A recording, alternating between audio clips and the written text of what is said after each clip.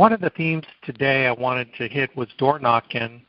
And you talked about door knocking. So everybody talk about, so you did some door knocking. Tell me that the first time you door knocked, was that scary for you? You never door knocked a lead. You're walking up there and you're probably thinking, do they got a shotgun? Or are they going to, tell me about how you door knock and some good door knock success stories. Well, I actually don't mind door knocking. It's almost better than calling. The difference really is just that it takes time. I mean, you could say I want to call these 10 leads and call them in 5 minutes, or if you door knock 10 leads, it could take 2 hours if you're driving around. But I knew, that's another a side note on that is that's another reason why I actually enjoy driving farther away for my running business days, because I'm forced to work all day long. I left, super early in the morning. I was in that area I was there for 13 hours, and it was 3-hour drive there and a 3-hour drive back. So it was a very long day on Tuesday. But because of that, it forced me to work the whole entire day. So when I had breaks in between appointments, then I, took out 5, 10, however many leads that I hadn't gotten a hold of, and plugged them into a little route planner app that I have, and just went around and door knocked. And lo and behold, there were people that were home. There were even 2 particular couples that had me come in and give them a little, mini spiel, I guess. But we made appointments. I made appointments with those 2 couples to see them again on Saturday, to actually sit down with them for an appointment. So I think it's a lot less rude, I guess, on their part when I'm standing right there on their front porch with something that has their handwriting on it than if I were to call them on the phone.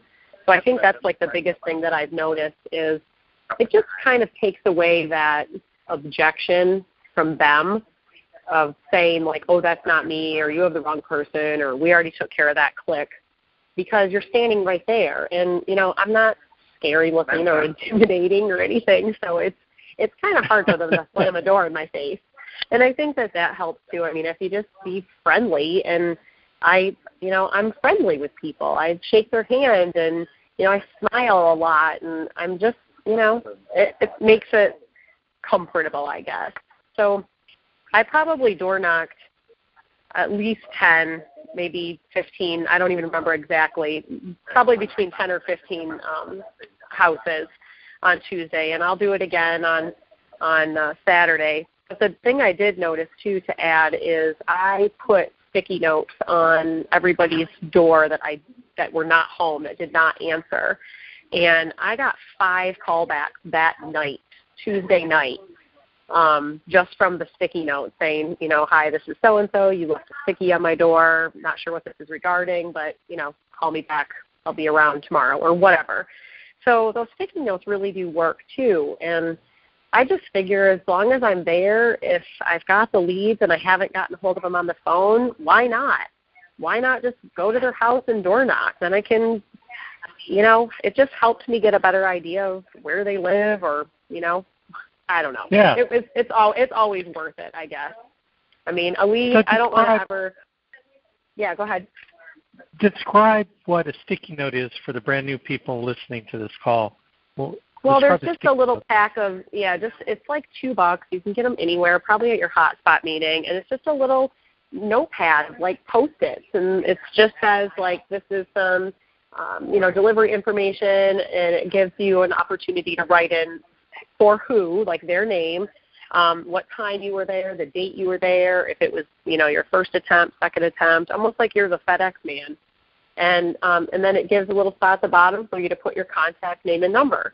And so they don't know if it's, a package or flowers or whatever.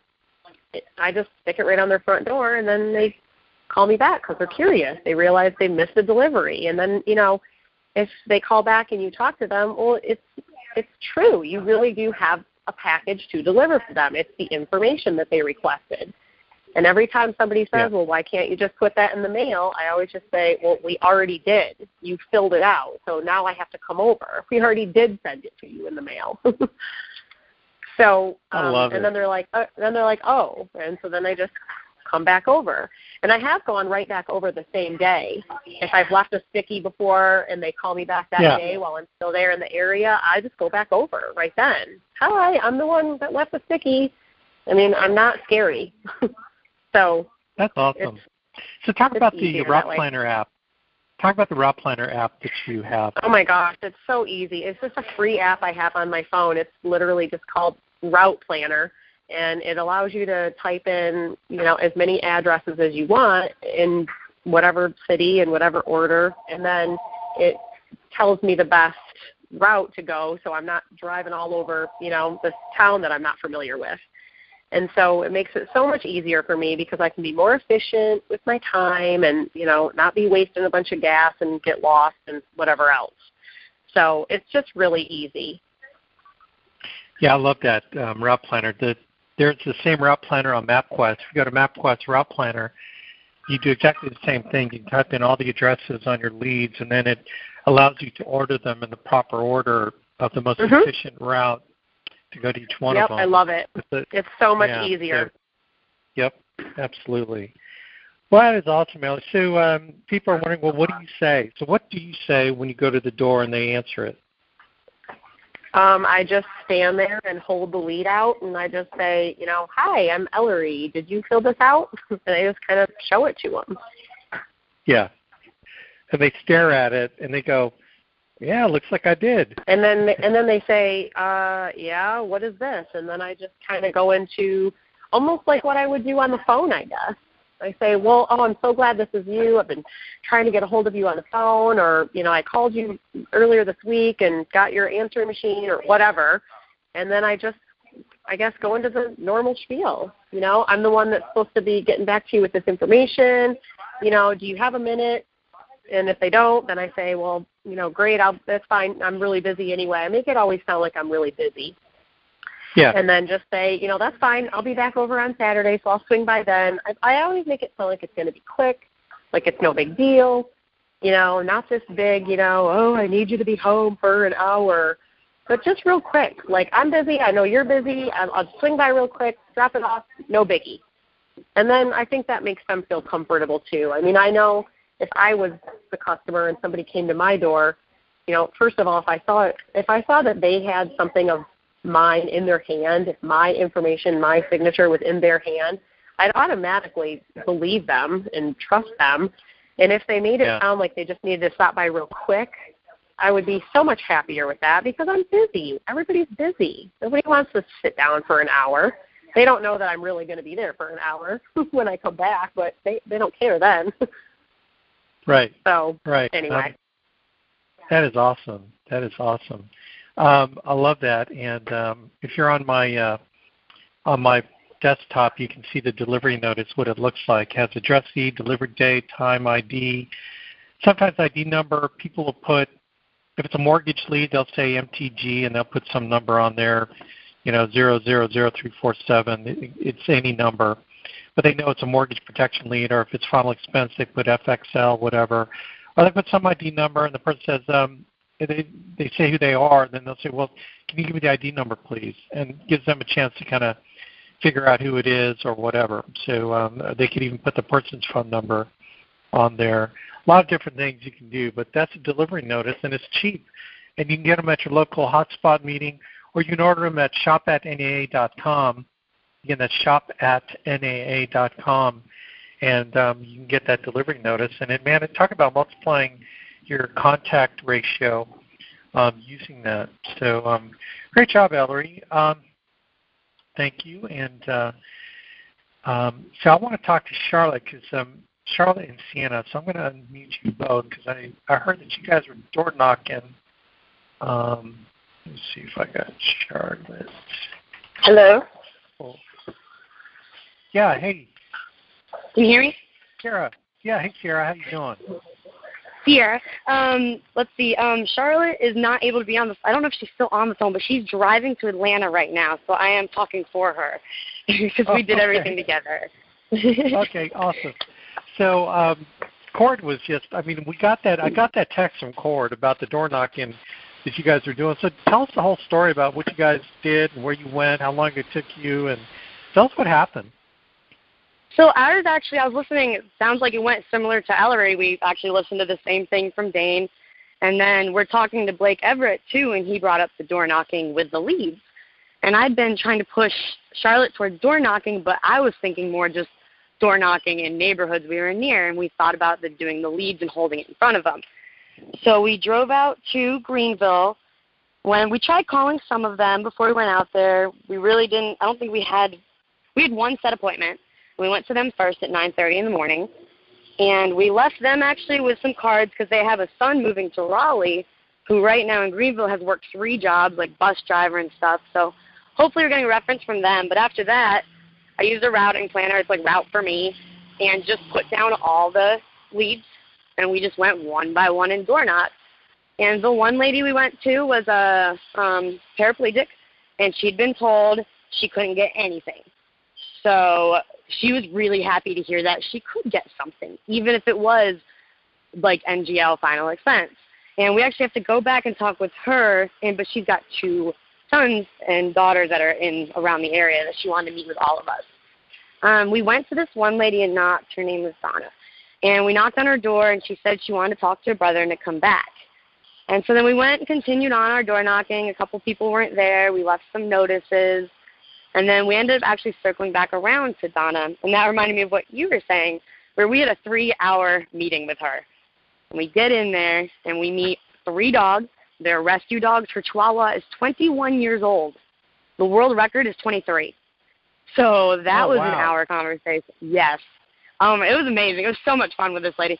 She gave us cheesecake. She made us both eat 2 slices because we were too small. And then she wanted to make us chicken salad sandwiches. We were like, oh, we cannot do that right now. But we ended up writing policies for both her and her brother. And so that was the 2 policies we ended up getting were from her. And so then we did a couple more door knocks. We've got one we have to go back and meet. I think she wants us to come back next week. And then a few people we have to call up and follow up on. But the door knocking, yes, I definitely like that better than trying to make phone calls. Because like Ellery said, we drove out to Greenville.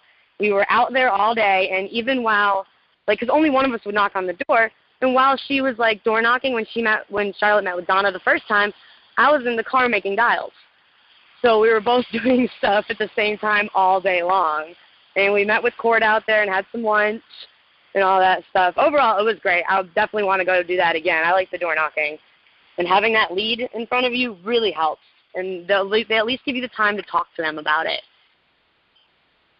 That's great. I love that. Yeah. And now these were Cord's old leads, right? These weren't new Yes. leads? I forgot about that. We didn't spend a dime on those. They were his old leads. And the lady that we ended up writing the policy for, her numbers that were given were wrong. So I don't think anybody had ever gotten a hold of her because the numbers were incorrect. And they had switched landlines or something. So that's why we door knocked her. So she wanted it, and she filled it out. And when she filled it out, she wanted it because her brother actually had just gotten, a few years ago, he lived in Virginia and had almost been beaten nearly to death in his own home. And I think it was her brother who had filled out that life insurance form. And when we got there and knocked on her door, so it was her brother's signature and everything. And when we got there, he wasn't there. That's why we had to come back. Because he's a teacher and he was gone. And she wanted to be able to speak with him and see if there was still something. So we sat and wrote a policy for her while waiting for him.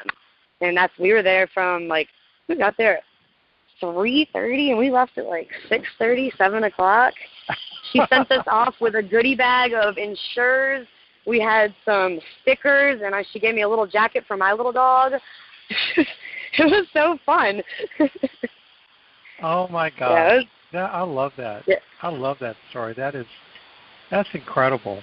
Well, you guys decided after a hotspot, after hearing Dane, right? Talk about door knocking and other people. Well, he was talking about the leads, but the door knocking I think was we actually after our night owl sat down and chatted with Blake Everett about he had gone door knocking, and he gave us a lot of I think he had mentioned something in the meeting. I'm not sure because I don't know if that's why Ellery was also driven to do the door knocks, but it almost made it seem like that is a good idea. It was a great idea. And I hadn't even considered doing it with the lead in my hand. I don't know why.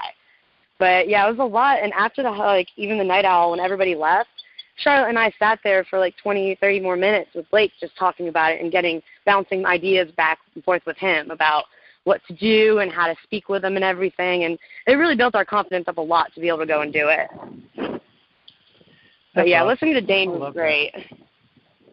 Yeah. That's good stuff. That is good stuff. And so when people answer the door, are they generally nicer than they are on the phone?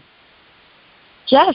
The one lady I went to, what she said to me was, she's like, "Oh yeah, we've already considered this." She goes, "Unless you can give me $100,000 for less than this much a month," she's like, I don't want it.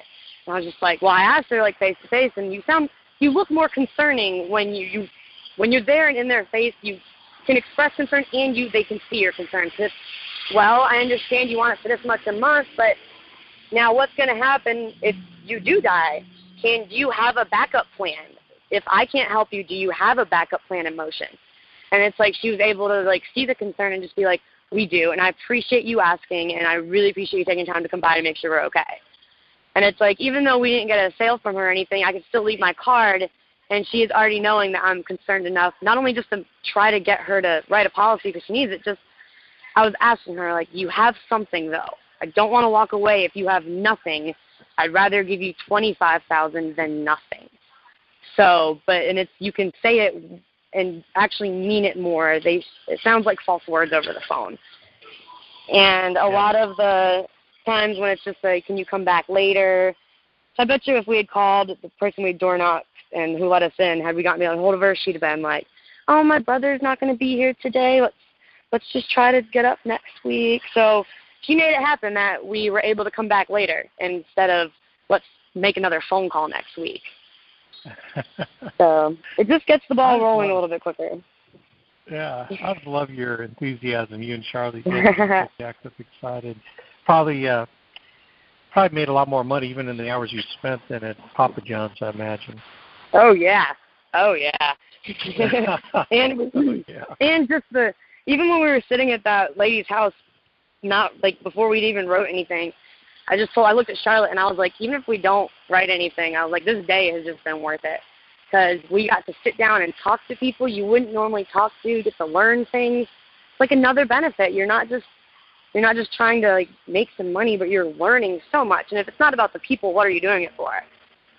Yeah, and I mean, just to see a 21-year-old Chihuahua, that was crazy. 21-year-old Chihuahua. I know, man. The oldest dog on earth, almost, right? Yes.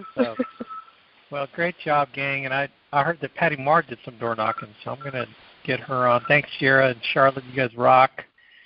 And so, Patty. All right, Patty, unmuted you. You on the line? Yeah, I'm here.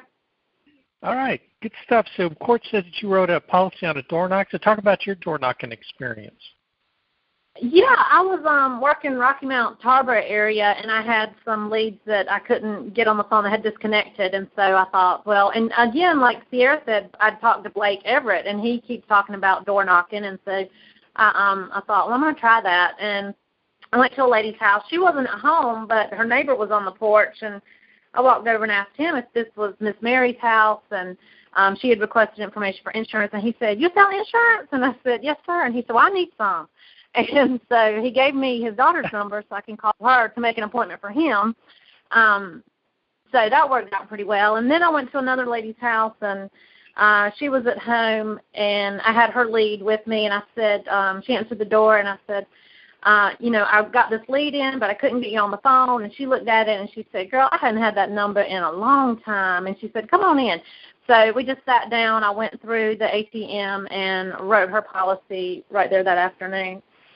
So, yeah, I'm with everybody else, pro door knock. It's a good Oh, my good gosh.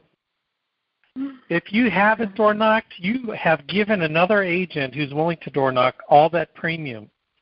There's probably 20% more, 25% more premium on your leads if you door knock. If you don't door knock, that 25% goes to another agent who's willing to door knock And it could be your RW. You know, the AAA lead that you did door knock will be someone else's RW lead that they are willing to door knock.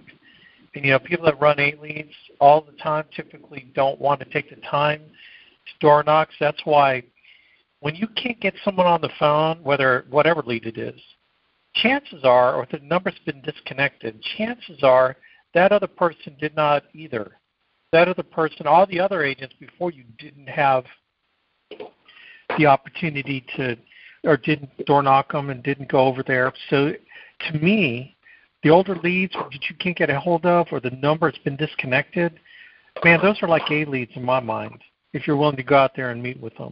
Because chances are everyone, their brother, was not willing to do it, what you're willing to do. And sure enough, man, Patty's able to clean up on those. So it's kind of like cleanup duty, but you know what? It's pretty awesome cleanup duty to be able to capture those opportunities.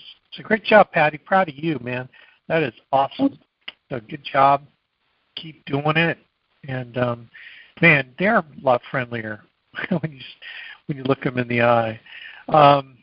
So anyway, I know Karen is a door knock queen. Karen Musil, talk about some door knock success stories that you had. Good morning, Alex. I was actually just sending you a text, so I will stop the text. One of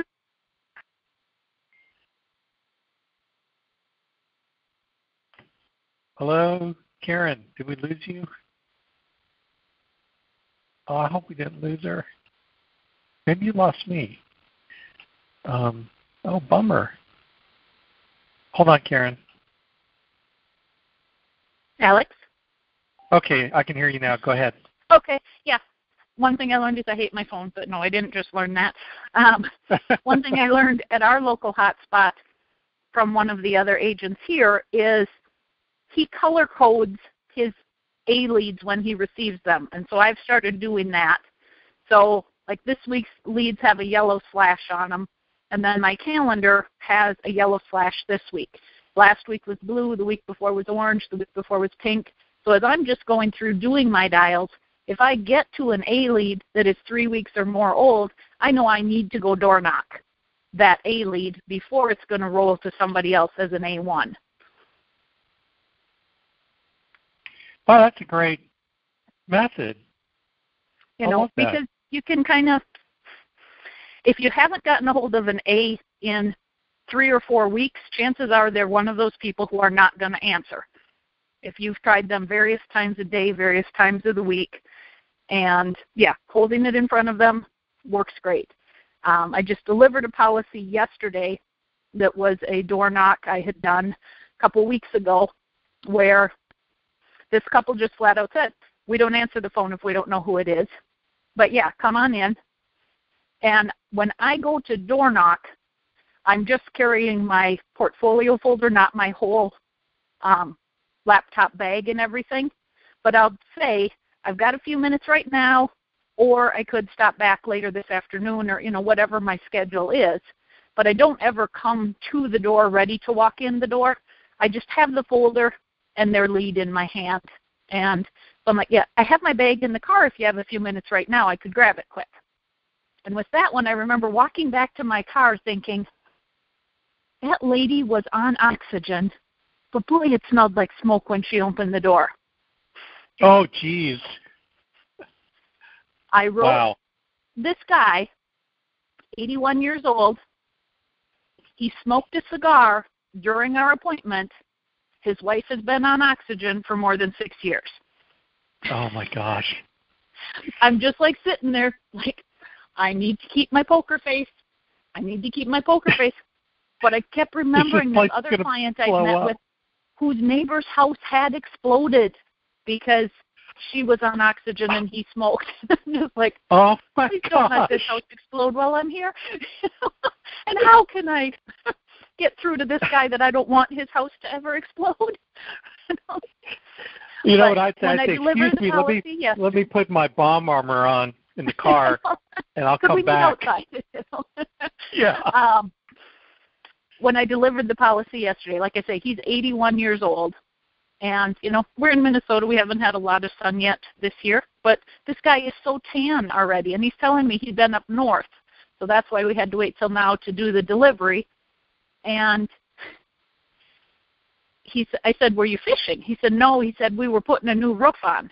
And I just looked at this 81-year-old man, and I said, I hope you were supervising that project. He's like, oh, no, I'm always up on the roof when we do that. So I just turned to her, and I said, it's a good thing we have this coverage in place. Right. So, yes, absolutely. Door knock, I bring, whenever I'm going to an appointment where I have a little bit of time around that appointment, I'm just looking by zip code. What else do I have close by there? And then, if I get to the area early or I have some time after that appointment, I'm running by and door knocking. I did 2 more door knocks on my way home last night from an appointment that was, a longer drive for me. And I was about 15 minutes away from when I had left one of the yellow sticky notes. This was actually a current client lead that I had not been able to get a hold of these people.